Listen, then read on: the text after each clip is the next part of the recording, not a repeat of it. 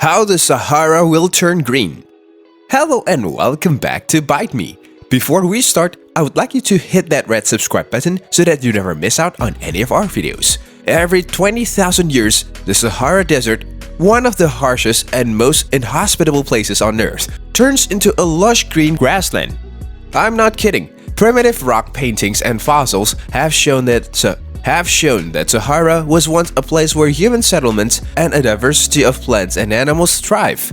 The climate of North Africa swings between wet and dry climates every 20,000 years or so. This gives us a periodic dry and green Sahara. But why does this happen? What's the reason behind this transition? The answer is the Earth's axial tilt. Right now, our planet is tilted at 23.5 degrees. However, this tilt is not constant. Instead, it varies between 22.1 degrees and 24.5 degrees over 41,000 years. When the Earth is tilted to receive maximum summer sunlight, it intensifies North Africa's monsoon activity, making it a wetter, greener Sahara. Conversely, when the planet's axis swings towards an angle that reduces the amount of incoming summer sunlight, monsoon activity weakens, producing a drier climate, similar to what we see today. Sahara is the largest hot desert on our planet. It is the size of China despite being famous for landscapes full of sand. 70% of the desert is gravel, creating rocky Hamana landscapes.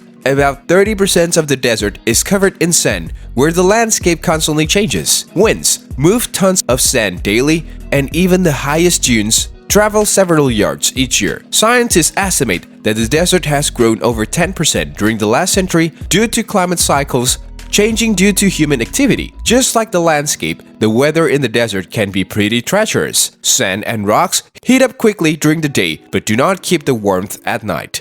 In addition, the air is dehydrated, so there are no water particles to slow down the temperature drop. Because of that, the average temperature in the desert during the day is 38 degrees Celsius and during the night is -4 degrees Celsius. The highest temperatures of 57.8 degrees Celsius was recorded in 1922 in Libya, and the lowest reached -36 degrees in the mountains. Despite harsh conditions, many life forms have their home in the more hospitable regions of the desert. Most plants have reduced leaves and thick water-rich stems. Animals aren't very colorful here. Light skin protects from overheating and helps with camouflage. Most species are active during nighttime and hide in caves and dens during the day. Camels, goats, gazelles, cheetah, and fennec fox make up the populations of mammals. Ostriches also live in Sahara alongside lizards, scorpions, and the famous venomous sand viper. It is interesting to note that the largest hot desert globally is crucial for the survival of the largest rainforest on Earth. Thousands of miles away, the Amazon rainforest requires a continuous supply of fresh dust and phosphorus in its topsoil to thrive.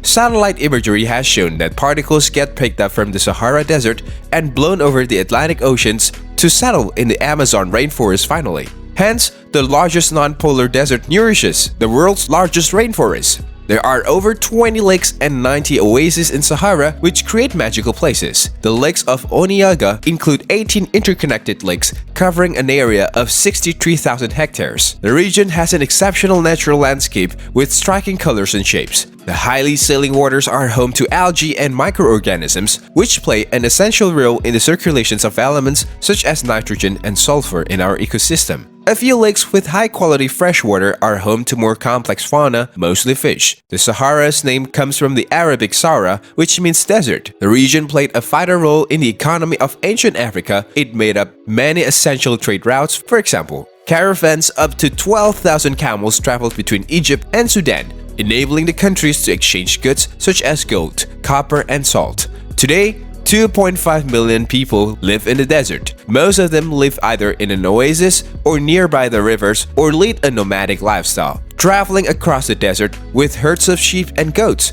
Matmata in Tunisia is a famous town where the residents live in traditional underground homes. The place inspired the creator of Star Wars, George Lucas, and the hotel's seedy dress was featured as a filming location twice. Human activity affects the entire planet and Sahara isn't an exception. There are tons of plastic on the shores of the desert, and mineral dust is an atmospheric aerosol composed of various minerals, oxides, and carbonates crucial for biochemical processes In every ecosystem, Sahara is the largest source of dust. Scientists predict a 30% reduction in mineral dust within the next 20 to 50 years. Due to climate change caused by human activity, it will negatively affect the quality of soils around the world.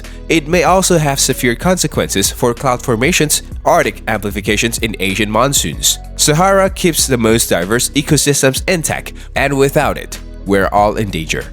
That's all for today. I hope you liked the video. If you did, make sure you hit that like button and subscribe to the channel so that you never miss any amazing videos from us.